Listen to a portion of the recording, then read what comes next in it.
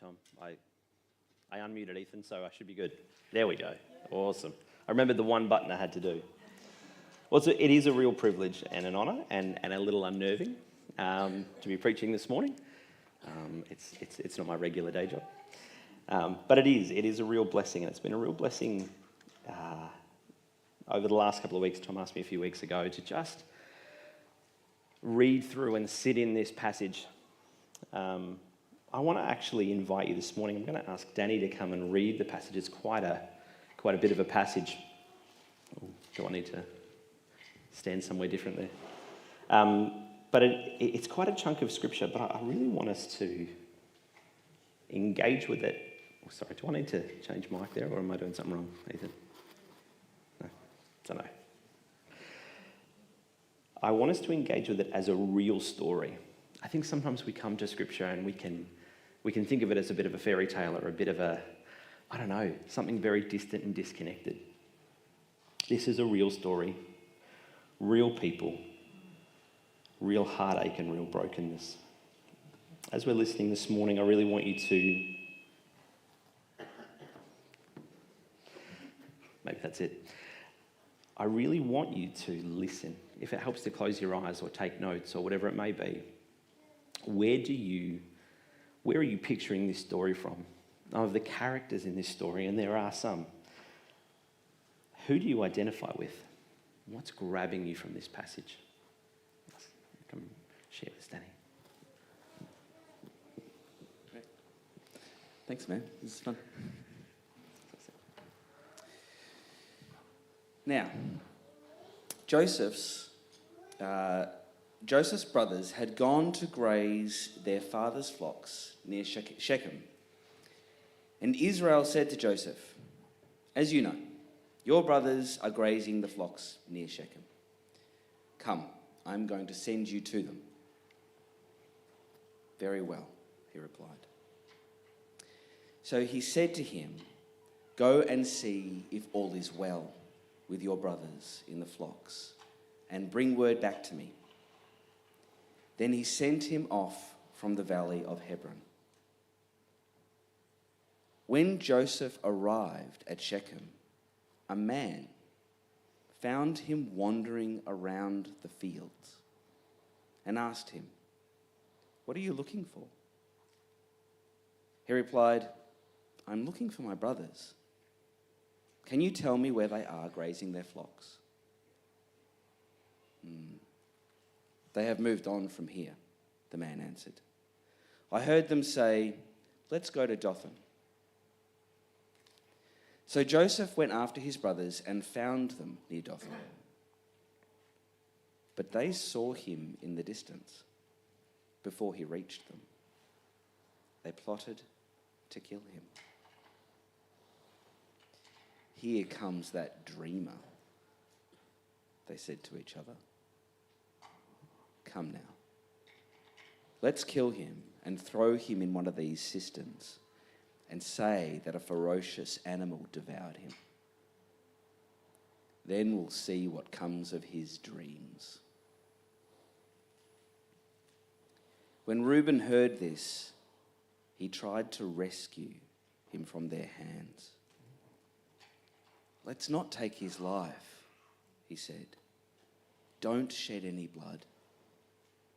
Throw him into the cistern here in the wilderness, but don't lay a hand on him." Reuben said this to rescue him from them and take them back to his father. So when Joseph came to his brothers, they stripped him of his robe, the ornate robe he was wearing, and they took him and threw him into the cistern. The cistern was empty. There was no water in it. As they sat down to eat their meal, they looked up and saw a caravan of Ishmaelites coming from Gilead. Their camels were loaded with spices, balm, and myrrh, and they were on their way to take them down to Egypt.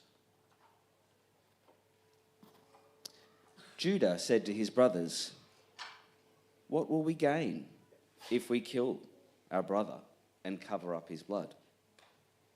Come, let's sell him to the Ishmaelites and not lay our hands on him. After all, he is our brother, our own flesh and blood." His brothers agreed. So when the Midianite merchants came by, his brothers pulled Joseph up out of the cistern and sold him for 20 shekels of silver to the Ishmaelites, who took him to Egypt. When Reuben returned to the cistern and saw that Joseph was not there, he tore his clothes. He went back to his brothers and said, "The boy isn't there. Where can I turn now?" Then they got Joseph's robe, slaughtered a goat, and dipped the robe in the blood. They took the ornate robe back to their father and said, "We found this. Examine it to see whether it is your son's robe." He recognized it and said, "It is my son's robe. Some ferocious animal has devoured him. Joseph has surely been torn to pieces." Then Jacob tore his clothes, put on sackcloth, and mourned for his son for many days. All his sons and daughters came to comfort him, but he refused to be comforted. "No," he said, "I will continue to mourn until I join my son in the grave." So his father wept for him.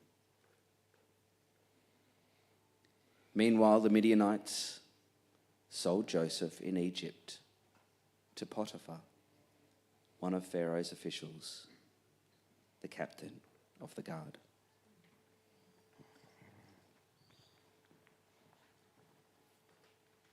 Thanks so much for that, Danny. So what are the things for you that stood out from that story? What are the characters that you might have identified with? I'm not sure which ones you might have identified with, but as I read this passage myself, a few came to mind. Some a little harder to engage with than others, but I could see myself in the brothers as they saw Joseph coming. I can't say I've ever actually been mad enough that I've plotted to take someone's life, but Jesus raises the bar in Matthew chapter 5 when he tells us that if we hold anger in our heart towards someone, we're guilty of the same judgment. I've definitely been in that place. I've carried a heart posture towards people of anger, unwillingness to forgive. I've had situations in my life where I've hoped probably for the worst for someone who has wronged me. And in possibly the worst case, I think of it when I think of people who don't know Jesus. Have I been unwilling to share life with them? I can certainly identify with Reuben. I think of times in my life that I haven't had the courage to follow through on a conviction. There's still situations that I can feel that unease or that knot that rises up when you think about that thing you should have done or you should have said and you didn't. Particularly when we see in Reuben's case, when we don't have the chance to fix it. Reuben's fear wasn't necessarily unfounded because we read a few chapters earlier that his brothers were pretty violent and vindictive men, but he still didn't have the courage to stand up. I can identify with Jacob. I've experienced loss, heartache and loss. When there's just that funeral you didn't expect to be going to. And there doesn't seem to be an ease to it. I can identify with Joseph. I can think of times of betrayal, particularly betrayal from people that are close. When you know that it hasn't been your fault, it's genuinely just unjust and unfair. When I was given this passage, I actually found it really challenging to prepare for this sermon because I really wanted to jump ahead. I really wanted to share, but it's okay. It all gets better. Jo actually reminded me as I was prepping, she said, yeah, but that's not the passage you've been given. Stick to it. But the reality is, in fact, sometimes there is pain and heartache. There's betrayal in life. And you may be right in the midst of it, or there may not be a happy ending to that part of the story. If you were Joseph right now, at the end of this passage, what hope could you possibly have? Where have you experienced that hopelessness? Is it the death of a loved one? Is it a chronic illness? Is it a diagnosis that you didn't expect? Is it the breakdown of a relationship? Or is it like Reuben, where you just have that feeling where you can't go and fix the situation anymore? What hope could we possibly find in Joseph's story?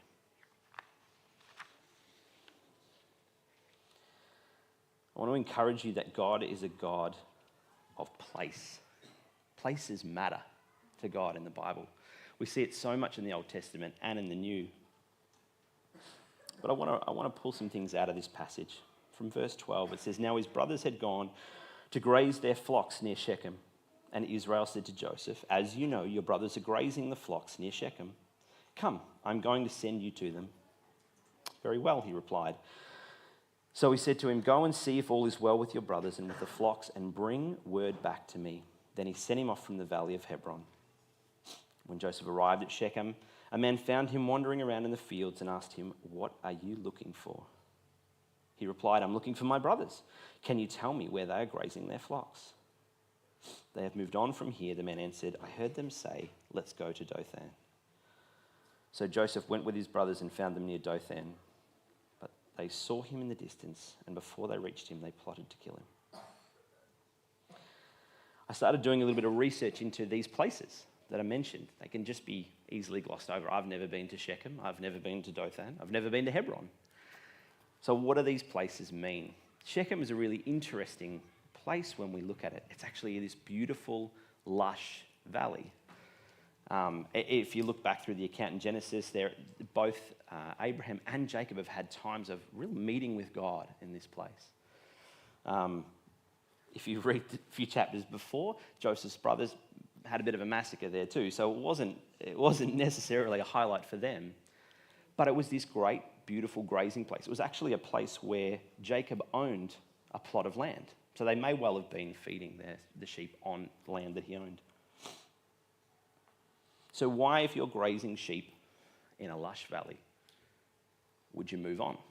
Well, if those who have seen graziers or sheep, sometimes you just overgraze and you go to a better, a more lush place. Dothan wasn't that. Dothan is in a rocky part of the mountains. And they weren't obviously searching for water because Dothan is known as a place of two wells. And we know at least one of them was bone dry. Otherwise, they wouldn't have been able to put Joseph in it. Perhaps Joseph coming and finding them in the wrong place fueled their anger further. We read earlier on that he's already given a bad report of the work that they've been doing. The only thing that seems to contrast to Dothan is it was on the trade route of the Midianites to Egypt. I have no other context as to why they were there, but they weren't where they were supposed to be. I love pulling this out in the story of David in 2 Samuel. The passage begins, it says, "In the time when kings were out to war, David sends Joab with the army, and he stayed in Jerusalem." And this is the beginning of his failure with Bathsheba, because he's on his roof one morning and he oversees her bathing. In the time when kings were to go to war, he's at home on his roof, overlooking the neighbours. He wasn't in the place God called him to be. I had to laugh at this as this gets a little closer to home for me and my family. We can finish a meal at the dinner table. It's time to get ready for bed. So I'll send some of our kids off to do teeth and some to get into pajamas and let them have different spaces. Only to be adjudicating a fight over the toothpaste a minute later. And the first question I often ask is, are you where I asked you to be? God is a God of place. There is purpose and there is blessing in the places that he sends us. But God is more interested in our character than our comfort. God sent Jesus to the wilderness, but he was in the right place. Joseph was at the bottom of a pit, but he was still in the right place. Jesus hung on a cross. He was still in the right place. Despite our perspective or circumstance, we know God is with us if we are in the place he's called us to be. I want to give you 2 questions from this section. First question is, are you in the right place? Are you where God has called you to be? Have you asked God that question? And if so, if you are in the right place, are you trusting God despite your circumstances and despite your perspective, despite your pit? I want us to have a look at identity here. Tom outlined for us last week the ornateness of the robe that he wore and the identity statement of the robe that he wore. It's well thought that it was long sleeved and it went all the way down and it was beautifully decorated and it was ornate. This was not the robe of a shepherd. This is not the robe of a working man. This said something of who he was. It was a statement by his father, particularly, of his significance and his importance and his title and his role. I think we all have a few of those things in life, things that make us feel important. Significant, secure, and accepted. Maybe a job, maybe a title, maybe that extra degree, it may be a relationship. But I want to read about this robe from verse 23. It says, "So when Joseph came to his brothers, they stripped him of the robe, the ornate robe that he was wearing. They took him and they threw him into the cistern." And then in verse 31 it says, "Then they got Joseph's robe and they slaughtered a goat. They dipped the robe in the blood. They took the ornate robe back to their father and said, 'We found this. Examine it and see whether or not it's your son's robe.' He recognized it and said, 'It is my son's robe. Some ferocious animal has devoured him.' Joseph has surely been torn to pieces." I want to encourage you that any identity given to you other than the one given to you by God can be ripped off you. It can be taken away. There is no security in that. As I said before, this isn't my day job. My day job is I'm a builder. And I will always remember a conversation as I sat around having lunch. One of my plumbers began to share a story with me of a friend of his who was going through a really messy divorce and the breakdown of that relationship.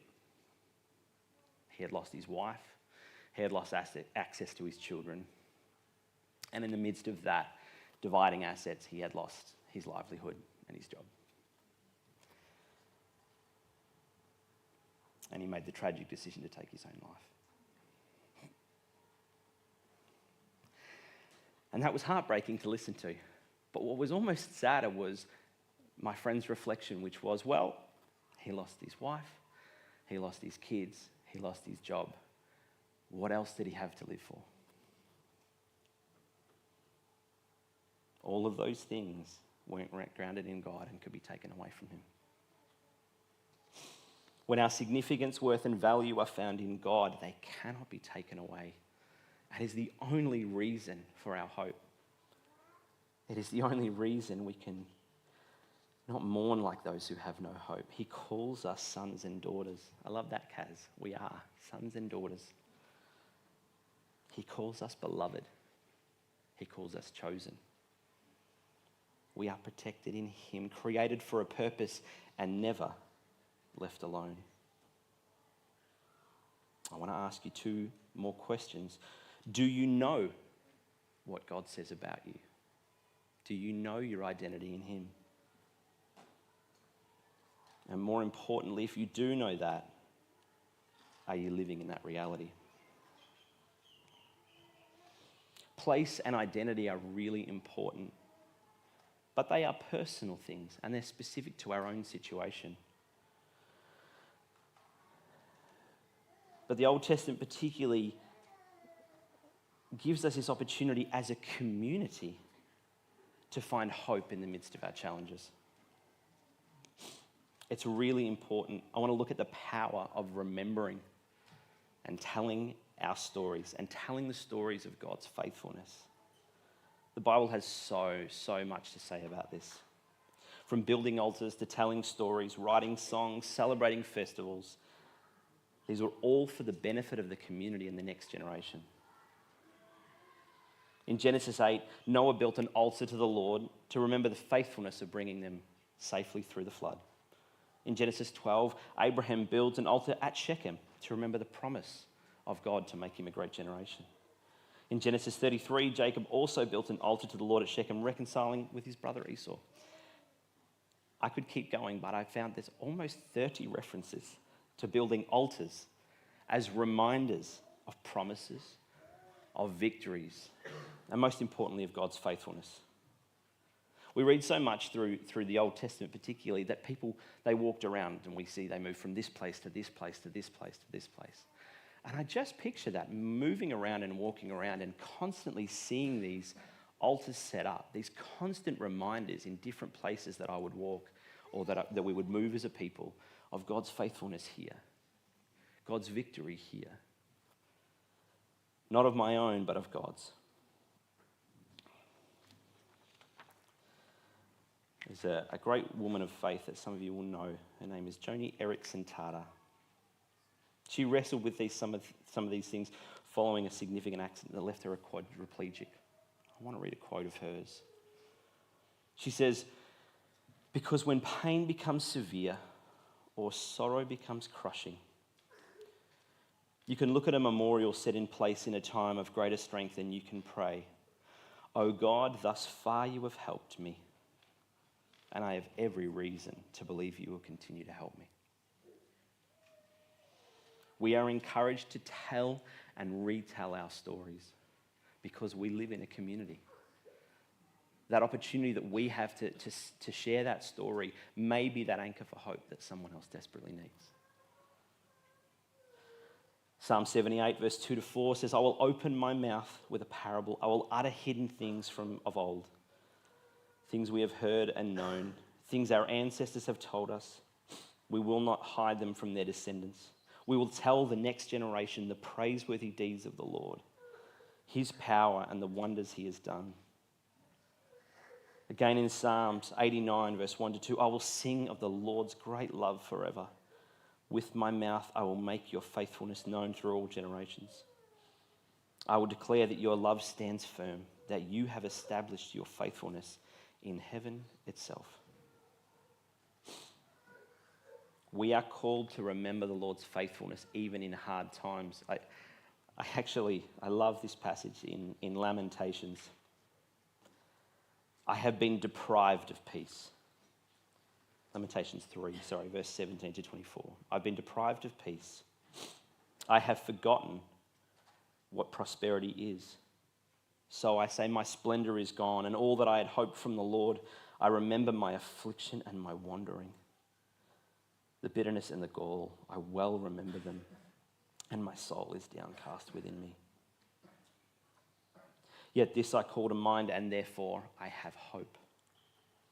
Because of the Lord's great love, we are not consumed, for his compassions never fail. They are new every morning. Great is your faithfulness. I say to myself, the Lord is my portion, therefore I will wait for him." The power of sharing our stories isn't in us. The power of sharing our stories is remembering who is in our stories. He is always present, always faithful, even when the story leaves us in a pit. Our God is working all things for his glory and our good. I was sharing with Sue this morning. This is where the notes of my sermon ended, but God wasn't quite done. In his infinite wisdom, he chose to break my heart a little more with this morning. I got up and worked through this passage this morning and felt comfortable with where I'd landed and realised that we were out of bread and milk this morning, as happens in a house with 6 of us. So I drove down to the supermarket, and as I was walking in the door, there's a gentleman sitting at the door in his sleeping bag. And I had a Reuben moment. I'm going to be really honest. I wanted to use a different door. And I thought, how can I be working on a prayer of, God, where are you in brokenness, and walk past someone like that? So I stopped and talked to Michael. He's an English guy. He's an ex-army. And he began to share with me his story. He's been in Australia for about 6 years and homeless for a lot of that. He left England,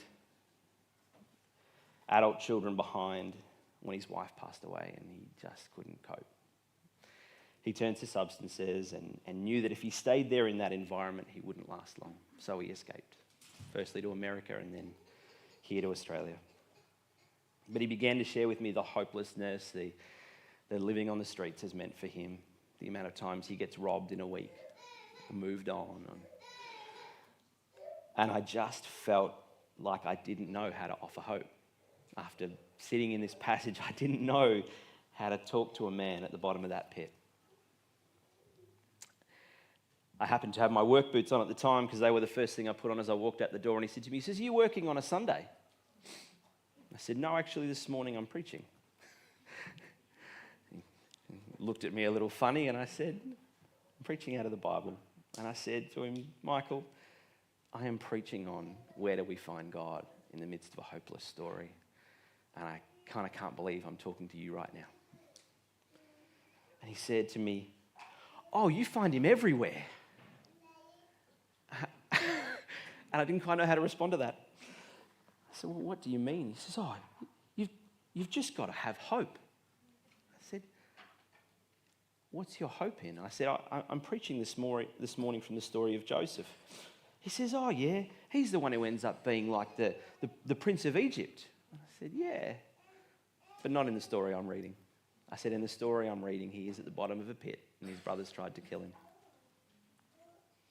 We talked a little more and I wandered off, and we finished our conversation. I went and bought some bread and milk, and I took a bit of money and gave him that and just offered him to find us a place to be for a couple of nights. But this is what meant that I drove home in tears. As I walked away, he said to me, he says, "Hey, brother." I came back to him and he says, "But you know, at the bottom of the pit, the only way to see light is to look up." And I did. I drove home in tears. I thought, how did you preach that sermon to me this morning from a sleeping bag at the front of Woolworths? How do you find hope? And he just said it was simple. The only way you find light in a pit is to look up. I want us to begin to share our stories. That's our homework this week. That's as simple as it is. Just share our stories. Not even just the story of victory. Sometimes just sharing your brokenness allows other people to speak into that. I want to invite the band to come back up. I know for me, over the last couple of weeks pondering on this passage, I've shed more tears than I had in a long time. As I processed my own grief and hurt, questioned God of my own place, asked him to strip things of my identity that weren't of him. As I thought of friends, as I know some of the journeys they've been a part of, some of the loss, some of the grief that doesn't have a happy bow at the end of the story. If that's where you're at this morning, just as we play this last song, I want to invite you to come and be prayed for. Come and share your story. Tom and Sue are here, and Joe and myself. We'd love to pray with you, hear from you, share with you, cry with you. We aren't called to walk this journey alone. So just as we listen and as we sing, if God's leading you to that, I encourage you to come.